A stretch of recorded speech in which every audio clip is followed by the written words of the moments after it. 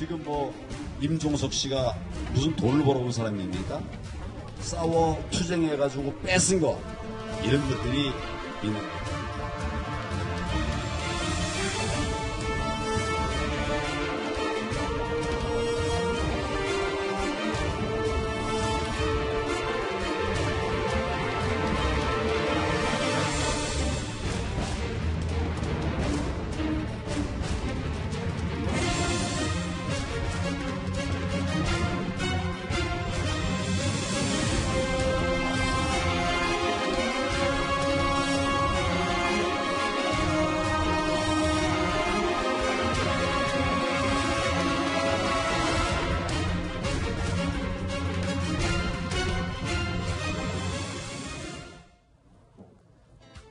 임종석 전 대통령 비서실장이 장외투쟁이 한창인 황교안 자유한국당 대표를 향해서 비판의 글을 올렸습니다. 자, 바로 황교안 자유한국당 대표의 이 발언 때문이었습니다. 지금 이 좌파는 돈 벌어본 일은 없는 사람들이에요. 임종석 씨가 무슨 돈을 벌어본 사람입니까? 제가 그 주인검사였어요. 정상적으로 일해가지고 정상적으로 돈 번 사람들이 거의 없어요. 싸워 투쟁해가지고 뺏은 거 이런 것들이 있는 거죠. 조수진 부장, 네. 임종석 전 실장이 이 얘기에 대해서 재미있는 글을 들려주겠다라고 하면서 올렸어요. 네. 황교안 한국당 대표의 저 임종석 전 대통령 비서실장 비판 발언은 지난 7일 날 나왔는데요. 네. 한동안 여기에 대해서 임종석 전 실장은 언급을 안 하다가 네. 페이스북에 어제 글을 띄웠습니다. 네. 자신이 1989년 한양대 총학생회장이자 전대협 3기 의장이었거든요. 네. 이때 평양에서 열린 세계 청년 학생 대축전에 임수격 씨가 참석을 해서 전 세계를 놀랍게 했습니다. 이때 그러니까 이 작전을 지휘했던 사람이 바로 임종석 전 실장이었는데요. 자신은 통일원을 통해서 북한의 초청장을 받았는데 지령수수로 기소가 됐다. 어이가 없다. 당시 공안검사들이 그런 일을 서슴지 않았다. 그러니까 자신의 행위는 합법적이었는데 수사가 잘못됐다. 이렇게 비판을 한 겁니다. 네. 여기에 대해서는 조금 생각해 볼 여지가 있는 거죠. 그러니까 북한의 초청장이라는 것은 당시에 합법 행위였느냐?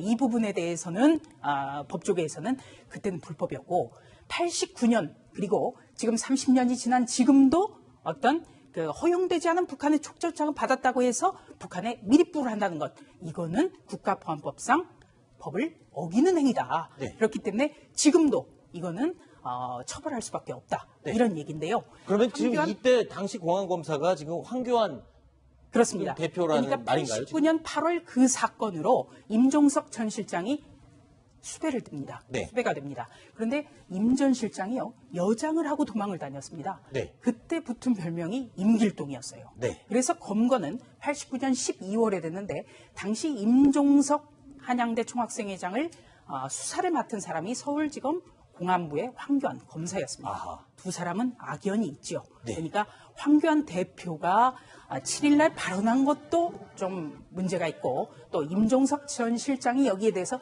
받아친 것도 썩 좋아 보이지는 않습니다. 네. 자, 황교안 대표의 계속되는 색깔론 여기에다가요. 현재 노영민 비서실장도 가세를 했습니다. 양지열 변호사님, 청와대 직원들에게 메시지를 보냈는데 임중도원이라고 언급을 했어요. 다른 건 아니고요. 네. 어떤 일이 있더라도 뚜벅뚜벅 걸어서 먼 길을 가겠다라는 네. 것이고 지금 이제 자유한국당에서 이른바 당의 투쟁이라는 걸 하면서 계속해서 나오고 있는 얘기들이 이상하게 이제 어떤 이념적인 부분을 계속 얘기를 하고 있지 않습니까? 네. 좀 전에 황교안 대표 발언도 아무리 봐도 저게 도대체 어떤 근거를 가지고 있는지 저는 잘 모르겠어요. 왜 좌파는 일을 해본 적이 없다라고 하시는 건지 그 뒤에 나오는 발언이 민변의 변호사들은 이게 사건을 수임을 잘하는데 우파 변호사들은 사건 수임을 못한다는 얘기까지 하시거든요. 네. 민변 변호사들이 사건 수임을 많이 해서 잘 산다는 얘기는 저도 변호사처럼 들어본 적이 없는데 네. 하여튼 그런 식으로 뭔가를 자꾸 이제 이념적으로 나눠지기를 하니까 네. 노영민 비서실장이 직원들에게 저런 공격들에는 흔들리지 말고 각자 맡은 일을 좀 해달라라는 식의 글을 보낸 거죠. 임종석 전 실장이 황교안 대표를 향해서 과거에 머물러 있는 사람이다라는 식으로 이야기를 하자, 자, 황교안 대표는요, 청와대 인사들의 이 같은 비판에 오히려 과거에 머문 건 임종석 전 비서실장이다 라면서 맞서고 있습니다. 386 시대에 머무르고 있는 얘기 아닌가 싶습니다. 저희는 이미 미래로 가고 있습니다. 이현정 의원님, 네. 서로가 양쪽이 다 서로 과거에 머물지 말라고 얘기를 하고 있습니다. 글쎄요. 저는 보니까 일단 팩트부터 좀 이야기를 말씀드리죠. 네. 자, 임종석 비서실장은 돈을 안 벌어봤다고 그러는데 국회의원도 하고 서울시 정무부시장도 했습니다. 네. 다 월급 다 받았어요. 네. 벌어봤습니다. 돈 벌어봤네요. 네. 그리고 지금 황교안 대표 뭐 민변 돈 많이 번다 했는데 본인은 어땠습니까? 검사 그만두고 나와서 변호사로 1년 한 달에 1억씩 16억 원을 정관예우 받아서 어떤 뭐 정관예우급이겠죠.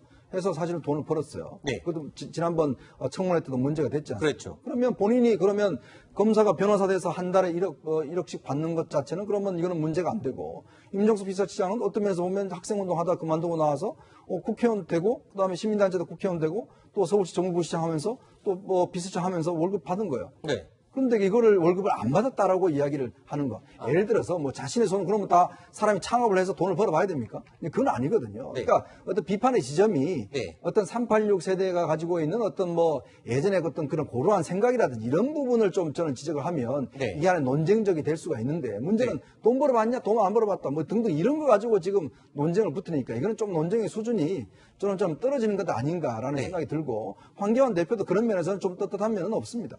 네. 아니 그런데 이 두 사람이 이렇게 자꾸 대놓고 맞붙는 걸 보면 자 이거 좀 바꿔주시겠습니까? 그 종로 1번지에서 정치 1번지죠. 종로에서 맞대결을 펼칠 가능성이 좀 있지 않느냐. 그래서 미리 사전에 이렇게 대결을 펼치는 거 아니냐. 그러게 라는 이제 얘기가 있어요. 이제 임종석 실장의 출마 얘기도 많이 나왔었고, 이제 황교안 대표도 당대표지만 정치권에서 실질적으로 어떤 역할을 해본 적이 없기 때문에 총선에서 뭔가를 하기 위해서는 뭐 출마를 해야 되는 게 아니냐는 얘기 나오는 건 당연한 얘기잖아요. 근데 그런 면에서 보면 사실 약간 황교안 대표가 왜 굳이 임종석 실장을 거론을 저렇게 하셨을까 하는 생각은 좀 들어요. 무슨 얘기냐면 임종석 실장이 지금 황교안 당대표가 저러시게 비판한 걸 약간 정치적으로는 좀 반겼을 것도 같아요. 네. 청와대에 떠나고 나서 딱히 하고 있는 일이 뭐 국민들의 눈에 띌 만한 일을 본인은 열심히 일을 하셔도 뉴스에 나올 만한 얘기는 없었는데 마침 지금 당대표가 바깥에서 저런 얘기를 해서 임종석 실장을 딱 짚어주니까 지금 당장 도표에 좀 전에 채널에서 만든 도표도 두 사람이 맞대결하는 구도처럼 그려지잖아요. 그렇죠. 임 실장 서운하지 않을 것 같은데 오히려? 임 전 실장 입장에서는 그만큼 정치적인 격이 점점 높아지는 거잖아요. 덩치가 커지는 거잖아요. 야당 제1야당 대표와 그리고 차기 대선 주자로 꼽히는 사람과 지금 맞대결 연일 벌이고 있으니까요. 어떻게 보면 그러니까 문재인 정부를 상징할 만한 사람 네. 그리고 현재 더불어민주당의 가장 중요한 한 축이 86그룹 아니냐. 네. 이런 도식에서 이제 딱 어떤 대립각을 세운 그런 착상에서 나온 것 같은데 네. 황교안 대표가 이번에는 좀 실수를 했죠. 돈 벌어봤냐. 이렇게 나오니까 이제 서로가 감정적으로 발끈하는데요. 네. 저는 좀 이 공안 검사에 대해서는 저렇게 도식을 해서는 안 된다. 아하. 네, 그렇게 알겠습니다. 생각을 합니다. 검사들이 많이 요청이 와요. 공안이라는 말은 public security, 공공의 안녕을 위한 겁니다. 그리고 근데 그게 우리의 역사적인 그렇죠. 이 과거 때문에 굉장히 부정적으로 들리잖아요. 네, 과거에 그런데도 이 공안이라는 그 원래 기능을 우리가 좀 생각해 봐야 된다. 이런 알겠습니다. 말씀도 좀 말씀드리고 싶습니다. 검사들한테 많이 민원을 받았군요. 네. 요청을 많이 받았죠. 알겠습니다. 네. 자, 한편 황교안 자유한국당 대표는요, 오늘 대여 투쟁을 잠시 내려놓고 농민들과 함께 어울리면서 봉사활동에 나섰습니다. 제가 뭐 잠깐 봉사활동을 한다고 했는데 봉사가 아니라 오히려 불편만 드린 거 아닌지 모르겠습니다. 자, 우리 이 물로로 건배제 한번 할까요? 자, 물로. 자, 농촌의 발전을 위하여. 아이고. 자, 이건 물입니다. 장희찬 평론가님. 자, 그러니까 농민들을 끌어안는 쪽으로 또 테마를 바꾼 것 같습니다. 네, 또 민생행보의 일환이라 보여지고요. 이렇게 농민들도 만나고 또 쓰레기 봉투, 쓰레기 버리는 일도 직접 하고 있더라고요. 우리가 아까 임종석 전 실장과의 이야기가 나왔는데 황교안 대표의 어떤 총선 전략이 드러나는 것 같습니다. 네. 기본적으로 한국당은 민생에 신경을 쓴다. 현장에 신경을 쓰는 정당이다. 그리고 임종석 전 실장을 걸고 넘어진 것 개인을 띄워주기 위해서라기보다는 민주당 정부의 어떤 성격을 운동권 정부다. 운동권 하면 우리가 흔히 드는 생각이 뭔가 현장에서 일을 하기보다는 시위하고 시민단체 조직하고 이런 부분이 생각나잖아요. 네. 그런 부분으로 한국당 대 민주당의 색깔을 좀 규정 지으려는 그런 전략이 이런 민생 투쟁 행보에서 큰 틀에서 이어지고 있는 것 같고요. 지금 보게 되면 영남권 그리고 농촌과 자영업자들 만나는 것은 기존의 전통적 보수 지지층을 복원하고 있는 시도입니다. 그리고 영남 선거, 지난 지방선거에서 특히나 PK에서의 패배가 뼈아팠는데 이런 식의 전통적인 보수만 복원해도 영남에서는 총선에서 승리할 수 있다. 이런 판단을 분명히 내린 것 같은데 네. 남은 과제도 확실하죠. 이제 수도권과 사무직 그리고 젊은 세대에게 어떻게 어필할 것인가. 이 부분이 앞으로 남아있는 과제로 생각이 됩니다. 네. 자, 황교안 대표가 광주를 찾은 18일에는 임종석 비서실장이 봉화마을을 찾을 계획입니다. 그렇죠? 그러면 자, 지금 뭐 민생 행보 총선 모드로 다들 들어가는 것 같아요, 연중현님. 그렇습니다. 지금 이제 아마 청와대에서 함께 나온 그 네. 윤영찬 국민소통수석이라든지 또 지금 이제 이 같은 이제 비서관을 했던 분들하고 이제 지금 봉화마을하고 이제 광주 5.18 망월동을 함께 찾는다고 그래요. 아무래도 이제 이들이 이제 지금 이제 당에 양정철 지금 전 비서관도 이제 당에 들어왔지 않습니까? 민족연구원장으로 이제 본격적으로 이제 아마 당에 착근을 하는 것 같습니다. 더군다나 이제 청와대 출신들이 꽤 이제 지금 많이 아마 제가 알기로는 조만간 한 10명 정도가 지금 이제 청와대를 나와서 지금 출마 준비를 하려는 것 같거든요. 아마 이제 본격적인 이제 아마 선거 시즌에 들어가면서 이제 활동도 아마 좀 더 빨라지는 것 같습니다. 네. 지금 윤영찬 전 국민소통수석, 권혁기 전 춘추관장, 전 청와대 멤버들이 지금 다 같이 움직이는 걸 보면 다들 지금 총선에 올인하기 위한 지금 기지개를 다 피고 있는 것 같아요. 그렇습니다. 이 청와대의 인사가 난 것 자체가 일기 인사들을 총선에 출마시키기 위한 거거든요. 그렇죠. 그렇기 때문에 지금 함께 움직이는 거고 더불어민주당은 민주 세력을 자부하고 자임하고 있습니다. 그렇기 때문에 이번 주가 굉장히 중요하죠. 5.18 광주. 민주화 항쟁이 태동한 것이고요. 또 올 23일에는 노무현 전 대통령의 서거가 있습니다. 그렇기 때문에 이 일기 청와대 멤버들은 일단 광주부터 시작해서 또 18일에는 김해 봉화마을을 찾는다 이런 네. 계획이고요. 제가 16대 국회 때부터 국회를 출입했는데요. 이 권혁기 춘추관장 전 춘추관장 같은 경우에는 제가 16대 국회 출입할 때 임종석 의원회 간 비서관이었습니다. 아하. 자, 오늘 지금 보신 것처럼 그리고 들으신 것처럼 청와대 일기 비서진 행보에서 보듯이 황교안 자유한국당 대표가 지지층을 결집시키면서 총선 체제를 앞당기자 더불어민주당에서도 주요 역할을 담당할 친문 핵심 인사들의 움직임이 빨라지고 있는 겁니다. 자, 오늘 문재인 대통령의 최측근 양정철 신임 민주연구원장으로 다시 돌아오게 됐습니다. 최근에 여러 가지 좀 갑갑한 상황을 보면서 역시 정권 교체 완성은 총선 승리라는 절박함이 있기 때문에 문재인 대통령 임기 5년 동안은 완전히 야인으로 있겠다고 생각을 했는데 뭐라도 좀 보탬이 되는 게 필요할 것 같아가지고 어려운 자리 좀 감당을 하기로 했고요. 정당 정치의 기본인 어떤 여러 가지 원칙들이 많이 좀 무너져 있는 상황이잖아요.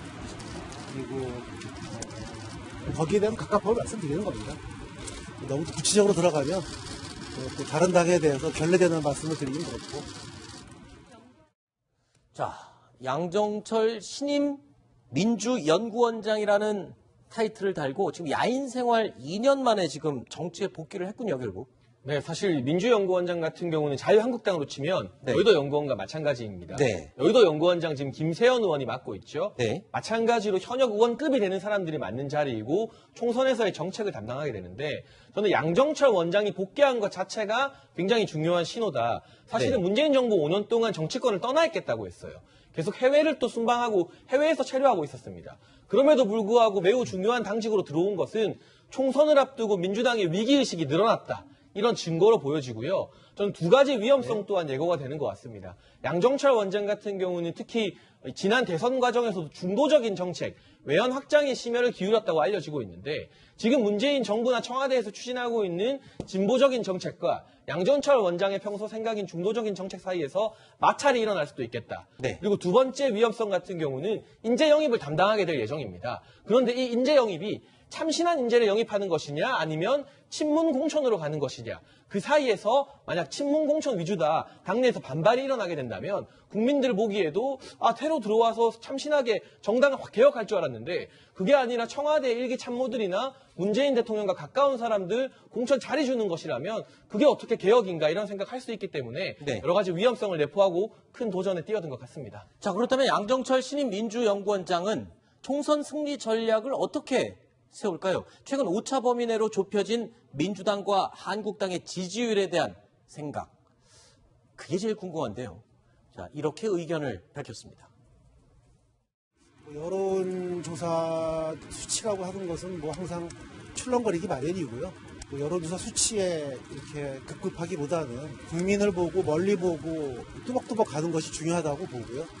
총선 출마설이 조금씩 나오고 있는데 저는 당에 헌신을 하러 온 것이지 재정치를 하러 온 게 아닙니다. 당에서 혹시 연구원이 물갈이 전초기지가 될 거라는 근거 없는 기부라고 생각을 합니다. 우리가 헌혈을 하면 몸 안에 있는 피를 빼내고 헌혈을 하진 않습니다. 새로 수혈된 피와 몸 안에 있는 피가 잘 어우러져서 더 건강하고 튼튼해지는 과정이라고 생각을 하거든요. 조수진 부장, 네. 여론조사 수치에 급급하지 않겠다. 그러니까 지금 최근에 한국당의 이 지지율 상승에 대해서 큰 의미를 두지 않으려고 한다. 뭐 이런 의도가 읽히는 것 같아요. 그러니까 애써 의미를 두지 않는다. 이렇게도 읽히고요. 실제로 지지율은 항상 변합니다. 네. 수치가 중요한 것이 아니라 트렌드가 중요하다. 그렇죠. 동향이 중요하다. 이런 이야기도 이제 그래서 나오는데요. 이게 정치라는 것은 상대평가여서 어느 한쪽이 잘하다가도 삐끗하면 또 넘어질 수 있는 게 바로 여론조사죠. 네. 중요한 것은 이 양정철 원장이라는 사람은 문재인 대통령의 복심이에요. 네. 문재인의 남자 이렇게도 일컬어지거든요. 그런데 과거의 노무현 정권 시절에 양정철 원장은 홍보기획 비서관이었습니다. 청와대에. 저는 청와대에 출입을 했었는데 그때 가장 기억나는 게 저주의 구판을 걷어치워라. 이런 논평이었거든요. 네. 바로 이런 것이 언제든지 잠복할 수 있는 것 아니냐. 나올 수 있는 것 아니냐 이런 우려도 있고요. 또 한 가지는 지금 문재인 대통령의 색깔로 총선을 치른다. 이것이 과연 주요할 것인가. 네. 지금 문재인 대통령의 지지율이라든지 여러 가지 지금 현재 국정에 대해서는 판단들이 지금 좀 많이 또 변해가고 있습니다. 네. 3년차다 보니까 바로 그런 것이고 또 이 총선의 기준이나 총선의 룰이나 양정철 원장이 지금의 청와대와 가까운 인사들을 대거 기용하는 것. 이것이 어떤 영향을 주겠는가. 네. 여러 가지로 말이 나옵니다. 네. 양지열 변호사님. 근데 지금 여당의 인적 개편이 지금 계속 분위기가 바람이 불고 있는데 이 와중에 혹시 양정철 민주연구원장이 그런 핵심적인 역할을 할 게 아닐까 이런 짐작도 지금 나오고 있거든요. 뭐 핵심적인 역할을 하는 거는 어느 정도는 필요한 일이고 그러니까 연구원장을 당연히 안 치고 그렇죠. 다만 핵심적인 역할의 방향이 어떤 것이냐고 했었을 네. 때 본인은 좀 전에 얘기한 것처럼 뭐 수혈을 할 때, 헌혈을 할 때, 뭐, 있는 피를 빼내고 하는 건 아니다. 아하. 기존에 있는 피와 얼마만큼 잘 섞일 것인지를 판단할 것이다 그러는데, 근데 이런 것도요, 사실은 물갈이를 해야 되느냐, 안 해야 되느냐, 총선이 임박한 시점에서의 당이 처하고 있는 위치라든가 지지율이라든가, 그런 데는 인사에 따라서 달라지는 거지, 지금 내가 물갈이를 하겠다 계획을 세운다고 물갈이를 하는 것도 아니고, 그래서 약간은 너무 먼 질문, 물론 이제 기자들 입장에서는 질문할 수밖에 없고, 그 부분을 생각할 수밖에 없긴 하지만, 뭐 제가 양 원장 입장이란다면 그런 판단을 할 수밖에 없을 것 같아요. 당시 닥쳤을 때 민주당 지지율, 대통령 지지율, 자유한국당의 지지율, 그리고 이제 어떤 사람들이 자유한국당에 들어가느냐 이런 것들을 종합적으로 고려했어야지 지금 뭐 물갈이 하겠다 계획을 세우고 그럴 단계는 아니죠. 네. 자, 앞서 이야기를 나눈 것처럼 지금 양정철 원장의 출근을 계기로 해서요. 임종석 전 비서실장 그리고 청와대 일기 비서진들이 지금 기지개를 펴고 있습니다. 근데 여기 또 한 명이 가세를 했습니다. 바로 이낙연 국무총리가 지난 8일에 남미 순방에서 돌아온 뒤에 묘한 발언을 했어요. 네, 이낙연 국무총리 정부 여당에서 뭔가를 시키면 합당한 역할을 하겠다는 발언을 했습니다. 이 발언, 총선에서 본인의 역할을 하겠다는 말로 해석이 될 수밖에 없는데요. 그런 분위기가 많은 것을 알고도 이런 말을 했다는 것은 결국에는 이낙연 총리가 다음 총선에 민주당 간판 역할을 하게 되지 않을까. 사실 이낙연 총리는 대권으로 가고 싶어 한다는 말이 많습니다. 그러나 대선 후보가 되기 위해서는 선거 승리를 견인했다는 확실한 업적이 있어야 돼요. 또 민주당 차원에서도 지금의 이해찬 대표 전개 은퇴를 예고하고 있는데 이해찬 대표라는 간판만으로 총선을 승리를 자부하기가 쉽지 않습니다. 물론 문재인 대통령의 힘이 있지만 정권 초기에 치러지는 총선 같은 경우는 현재 권력으로 치를 수 있습니다. 그러나 다음 총선은 정권의 절반기를 돌아선 이후에 벌어지는 것이기 때문에 현재 권력만으로는 부족하고 확실한 미래 권력이 앞에서 당을 이끌어줘야 된다. 이런 니즈가 서로 간에 맞아 떨어지고 있어요. 네. 이낙연 총리도 총선 승리의 업적이 필요하고 민주당도 미래 권력, 새로운 권력의 간판이 필요한 상황이기 때문에 저는 다음 총선에서 이낙연 총리가 주도적인 역할을 하게 될 가능성 매우 높다고 보는데 그러나 지금 우리 경제 상황이 이렇게 힘든 와중에 국무총리가 벌써부터 선거 생각을 하는 것이 과연 국무총리로서 옳은 태도인지에 대해서는 여야 간의 이견이 엇갈릴 것 같습니다. 네. 자, 그런데 이 유시민 이사장의 오늘 발언이 지금 굉장히 또 회자가 되고 있어요. 양지열 변호사님, 어떤 발언인지 먼저 듣고 이야기를 계속 이어가 볼까요? 들어보시죠. 그런 의심하는 게 당연하죠. 그런데 그거를 제가 뭐 증명할 필요가 있나요? 나중에 뭐 제가 혹시 하게 되면 욕하시고요. 예, 하고 말고는 제 마음인데 저는 이제 제 인생 살아간다 그런 태도로 하고 있죠. 양지열 변호사님, 정치를 안 한다라고 여러 번 얘기를 했는데 또 얘기가 나오니까 이렇게 얘기를 했습니다. 정치하면 나중에 욕하라고. 아니 근데 저는 이 인터뷰 전체를 들어봤거든요. 유시민 사장이 워낙 이제 오랜만에 이런 식의 어떤 인터뷰에 나왔었기 때문에 저 말의 좀 방점은 나는 내 마음대로 내 인생을 살 것이다. 붙들리지 마라라는 데 오히려 있었어요. 그러니까 저에 어떤 얘기들이 나오냐면 이런 얘기를 물어요. 보통 나는 하기 싫다고 해도 주변에서 떠밀면 나와야 되는 거 아니냐라는 얘기 물어보니까 진행자가 거기에 대해서 그건 나가고 싶어하는 사람들이 은근히 떠밀려서 자기가 떠밀리기를 바라는 마음에 사는 얘기라고 했고 문재인 대통령도 정치하기 싫다고 그러는데 나오지 않았냐는데 문재인 대통령은 정치를 안 해본 사람인데 등 떠밀렸고 나는 이미 다 쓰였다. 다 이미 정치판에 들어왔다 나온 사람이라는 얘기까지 해서 지금은 굳이 뭐 당신들이 보는 대로 보더라도 나는 내 갈 길 가겠다는 쪽에 오히려 오늘 인터뷰는 더 강했습니다. 근데 뭐 실제로 보면 정치를 하고 있는 거 아닌가요? 네. 저는 그렇게 봅니다. 네. 왜냐하면 뭐 지금 하겠다 안 하겠다 이 이야기 자체가 사실 정치적 행위고 얼마 전에 또 황교안 대표가 광주에 오면 뭐 고개를 뒤로 돌리라는 등 뭐 등등 이야기를 하지 않습니까? 그러니까 정치 현안에 대해서 본인이 매일 지금 본인의 입장들 이야기를 하고 있잖아요. 네. 이게 바로 정치 행위인 거예요. 네. 실제로 그 나가겠다 안 나가겠다는 논쟁 자체도 하나의 정치 행위라 보거든요. 네. 그렇기 때문에 저는 이 일련의 과정이 정치를 안 하겠다고 하는 것도 저는 정치라고 봅니다. 네. 사실 국회의원만 정치를 하는 건 아니거든요. 국회의원 배지를 달지 않은 상태에서 더 많은 사람들이 지금 정치를 함께 하고 있는 셈이죠.